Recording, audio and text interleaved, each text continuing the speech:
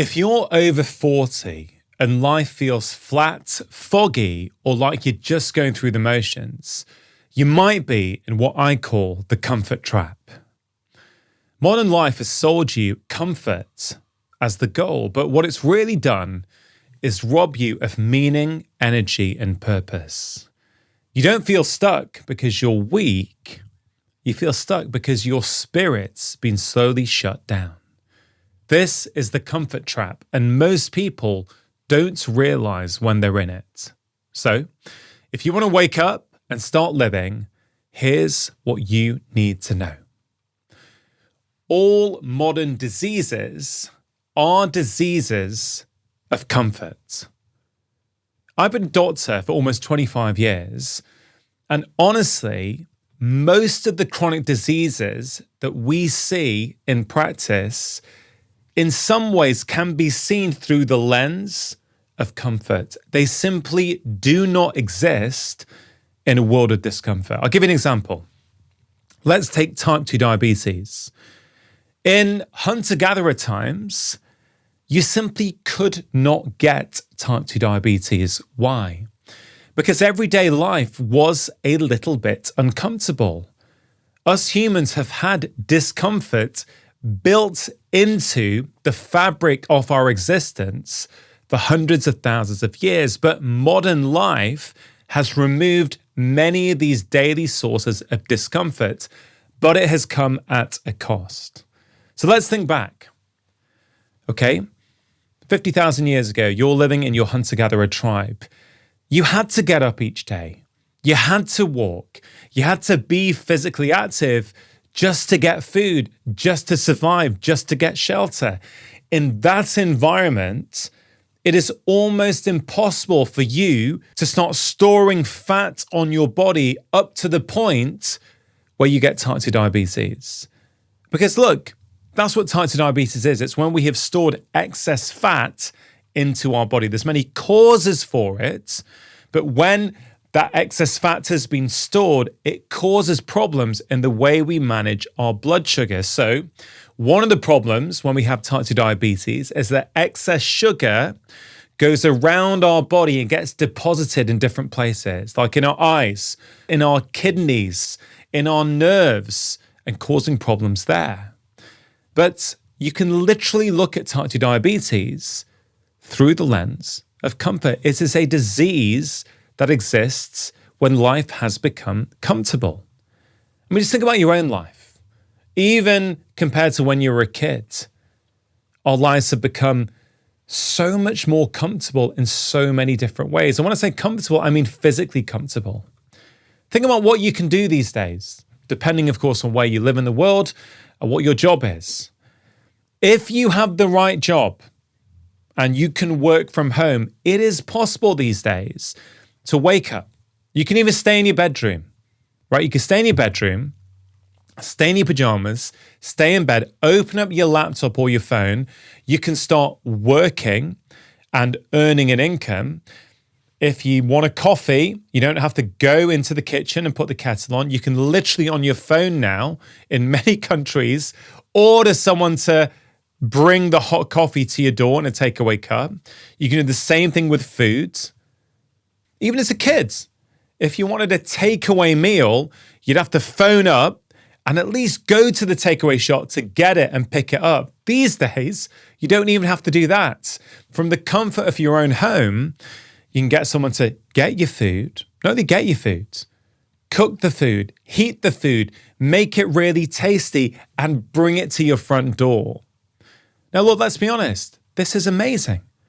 I mean, it's just incredible, the world that humans have created, but it's come at a cost.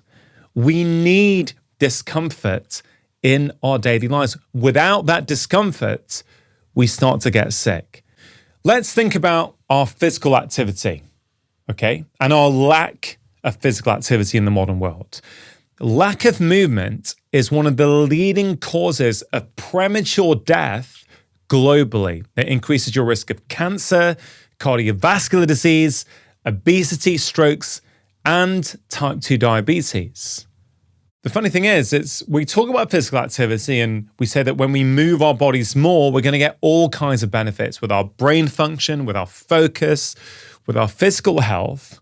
But more and more, I'm led to the conclusion that it's not necessarily that physical activity is good for us. It's that a lack of physical activity is really bad for us. And there's a subtle difference. I mean, effectively, it's the same thing in the modern world. But the reality is that most of us are living physically comfortable lives. We're not moving our bodies enough, so they don't work properly. Yes, it can affect your physical health, but it also affects your mental well-being and how you feel about yourself. You know full well that when you go for a walk or you go to the gym and you've moved your body, you feel better internally. You see the world differently. You have a different perspective. You feel good that you've accomplished something. But don't be too hard on yourself. Right? It's not necessarily your fault that you don't want to do that. Throughout our entire evolution, we've tried to make our lives more comfortable. Now, that's been a good thing. We do have incredibly comfortable lives, which for many things is really, really good. A lot of us are living safer lives now. We have heating, shelter, safety, right? A lot of time we didn't have that in the past. But I would say in the last 30, 40 years, the balance has shifted, where now the comfort is starting to kill us. And it's not just adults that are affected, okay? I mentioned the studies on physical inactivity being one of the leading causes of premature death globally. But think about our children. There was a recent study done where they looked at 25 million children across a variety of different countries and basically showed that children today run a mile 90 seconds slower compared to children in the 1980s. In the context of 1 mile, 90 seconds slower today compared to about 30, 40 years ago is a huge drop. We as adults are becoming physically weak, and our children are becoming physically weak as well. So in the modern world, one of the most important things that we can do is intentionally engage with discomfort. And you have to understand that you're going against all of your evolutionary impulses. Throughout our entire evolution, it was about making things easier. We didn't just get out of the cave and go, oh, I'm going to go for a 2-hour run now and burn off all of this energy when I don't know if I have any food to necessarily replace it. No. So it's not that you're necessarily being lazy. It's the modern world. It's how we're living today. It's what we're surrounded by. But the truth is, unless you start to intentionally engage with discomfort, you may well find that you have problems in the short term and also the long term. You see, I had a patient a few years ago who had, in many ways, some seemingly unrelated symptoms. A little bit anxious, a little bit of low mood, bit of excess weight, and had tried all kinds of things over a period of time. And I looked at her life through the lens of discomfort and realized there just wasn't much in it. So I went through a variety of options. And I shared with this patient what I do. I've been doing this for several years now and it's been life-changing. But she also liked this idea. If you wake up each day already feeling tired, heavy, and behind, it probably means that you've experienced high levels of stress, which has impacted the state of your nervous system. And the longer you leave it, the harder it becomes to break free. That's why I have created this free guide, the 3-minute morning routine that rewires your brain for energy and calm. It's the exact process I have used with so many patients to help them reset their nervous systems. No stress, no fluff, just 3 minutes that can change everything. Because let's be honest, if your mornings feel like survival, it's highly likely the rest of your life will as well. Click the first link in the description box below or scan the QR code on screen to start eliminating stress and start your days with a dose of calm. And what I do, and the idea she liked, was this. Always take the stairs, barring exceptional circumstances. Now, this is something I've implemented for many years now in my life. I realized a few years ago that I didn't want to outsource all of my natural movement capabilities to modern inventions like escalators and lifts and cars wherever possible. So I made a decision. I'm always going to take the stairs, barring exceptional circumstances. So when I'm in the airport and I'm about to fly and I see everyone else going on the escalators up and down, I take the stairs. At my local supermarket where the car park is on the second floor and there's a lift taking you down to the supermarket, I pretty much never take the lift. I walk down, I do my shopping, and I carry my shopping up on the stairs. I could tell you about all the physical health benefits, whether it be my muscles, my hormones, my insulin sensitivity, and there's no question, there are huge physical benefits from always taking the stairs. But I would argue for me that the psychological benefits are even greater, that I'm actively choosing to do something uncomfortable when I don't need to. Yes, I'm getting fitter by doing it, but I'm not just getting physically fitter, I'm getting psychologically fitter as well. Now, going back to that patient of mine who was struggling, I shared this with her. She really liked it and she started to do it. And incredibly, over the next few weeks and months, her life dramatically changed. Yes, she ended up losing a bit of weight. Yes, her mood started to improve. Yes, she started to feel less anxious. And there's a variety of different things that she also did. But to be clear, I really think that that practice of always taking the stairs, barring exceptional circumstances, was the key lever that led to all those changes. Because something changed in her internally. She felt capable. She felt resilient. She felt as if she was able to tackle problems when they came up in her life. And we know physical activity does that. Physical activity is the intentional practice of controlled discomfort. And I wrote about this in my latest book, my sixth book, which is called Make Change That Lasts. There's a whole chapter on the benefits of discomfort. And in that chapter, I write about some of the research that exists about the benefits of physical activity. I quote this 2021 study that found that just 8 weeks of aerobic exercise improved resilience and the ability to react to non-exercise stressors. In this study, participants moved their bodies just 3 times per week, with sessions varying from 30 to 50 minutes. Okay, so that study was participants moving their bodies 3 times a week from between half an hour to 50 minutes. And they found that, yes, there was a physical improvement, but their ability to react to non-exercise stressors was also improved. That's resilience. And I think that's one of the key benefits of physical exercise, actually. It's not necessarily the physical benefits, it's the transferable skills that we can apply to other aspects of our life. When work is tough, when your to-do list is too big, whatever it might be, you know that you can handle it because you've already practiced it. And I think that's why my patient had so many benefits from adopting the practice of always taking the stairs. It wasn't just the physical benefits, it was that she also started to change her relationship with herself. You see, I think that's what the modern world does to many of us. It seduces us with comfort. We think there's always going to be something or a device or a technology to help us out. And I would say over the last few years, I've seen many patients who had an almost low-grade anxiety that was built on a foundation of fragility.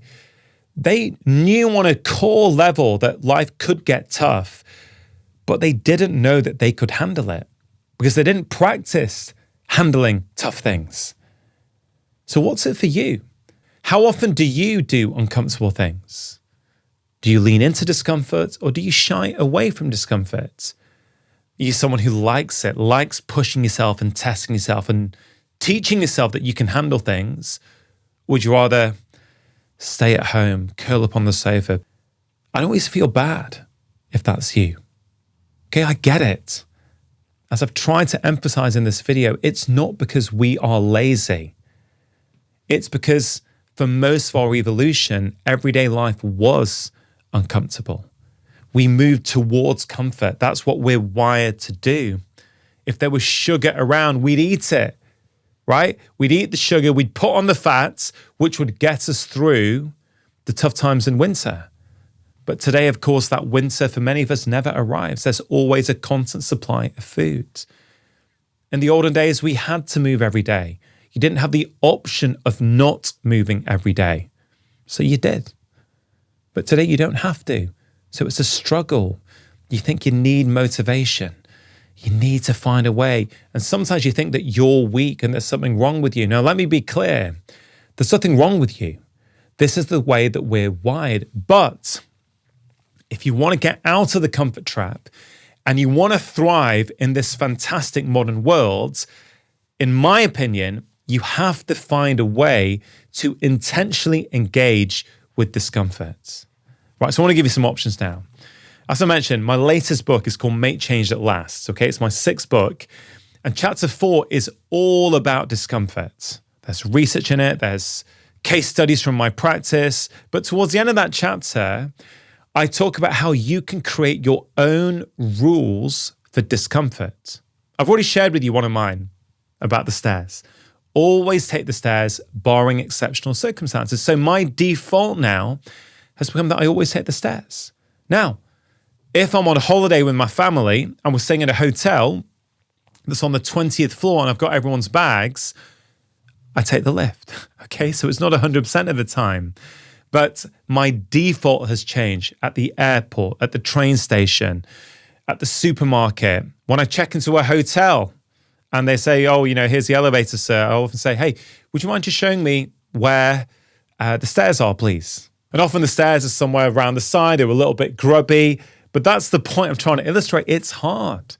But if you want to thrive, you have to do it. So let me give you a list of things that you can consider doing, okay? 1, always take the stairs so that lifts and escalators become the exception rather than the norm. Okay, that could be one. You don't have to do them all, but pick the ones that you like and you think they're going to work for you. Number 2, never eat after 7 p.m. or a time that suits you better. Why? Because many of our poor food choices tend to come in the evening. This is a one-time discomfort rule that automatically eliminates a lot of those poor choices. Now, I'm going to mention a few more, but before I do, I want to just mention something that I said in this book that I think is really relevant.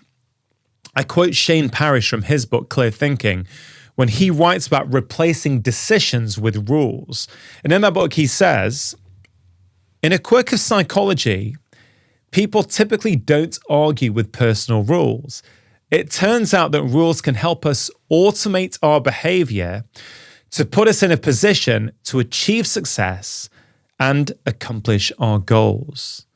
Okay, I love that. And that's why that always take the stairs rule has worked so well for me, because the idea is that we get away from constant decision making, which is tiring and open to sabotage by our moment-to-moment feelings.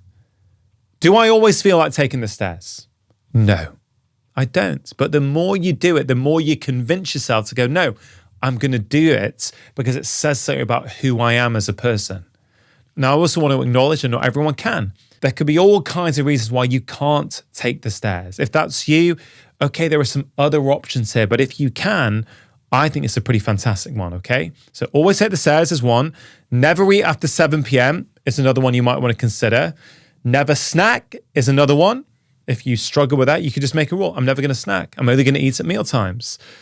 Another one could be you always go to parkrun, rain or shine. Parkrun is one of my favorite things to do. It's a 5K that takes place in my local park. People can walk it, they can run it, they can jog it. It's about community and it's blowing up all over the world. I make a decision that every Saturday I'm showing up at my parkrun, rain or shine.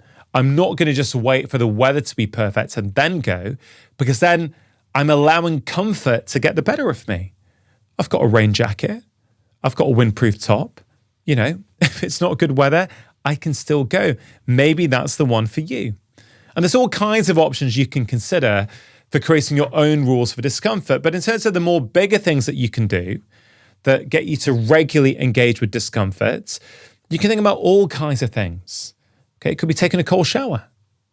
right? Who wants to take a cold shower if you live in a country like the UK? Most people don't, but there are some benefits of doing so. There are some physical benefits. I mean, there's some studies out there which show that if you finish your hot shower with 30 seconds of cold, it can improve the way your immune system functions. And one study showed that people who take a cold shower compared to those who don't report less sick days, which is pretty incredible. Okay, you've seen that the whole trend for cold plunging has blown up on social media over the last few years. And again, I think for some people, it's really great. Physical benefits, sure. But I would say mostly psychological benefits, that you're choosing to engage with discomfort when you don't need to. Another way you can embrace discomfort is to challenge yourself by learning new things. We know that's really good for us. We know that as we get older, our brains thrive when we try and learn new things. Even if you're rubbish at that new thing, doesn't matter. The fact that you're trying to learn something new is really, really good for your brain. And many researchers say that constantly learning new things and challenging your brain will reduce the likelihood of cognitive decline as you get older.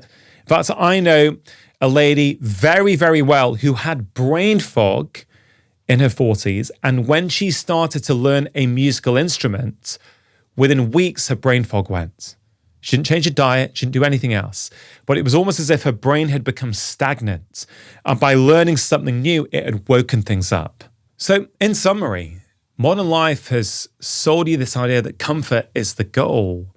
But what this desire for more and more comfort has really done is rob us of our soul. That feeling of being alive, that we're resilient, that we can cope, that we can do difficult things and still function. That's what's gone. That's why so many of us are trapped in comfort. I've seen it with patients. I've been there before myself, but you don't need to be there. All you need to do is choose one thing. How can I start to intentionally engage with discomforts? And I promise you, the more you do it, the more your life will start to change. Now, I hope you enjoyed this video. I would dearly love to know which bits really resonated with you. So let me know in the comments. Let me also know if any of those rules for discomfort connected, and if you're going to bring any of those into your own life. It really is worth it, I promise you. Once you start intentionally engaging with discomfort, so many different aspects of your life will start to change. And if you did enjoy this video, do stick around, because I think you're also going to love this one as well. In this video, I'm going to share with you some of the core life truths that I wish someone had shared with me when I was younger. This is not a shortcut to success. It's a path to freedom.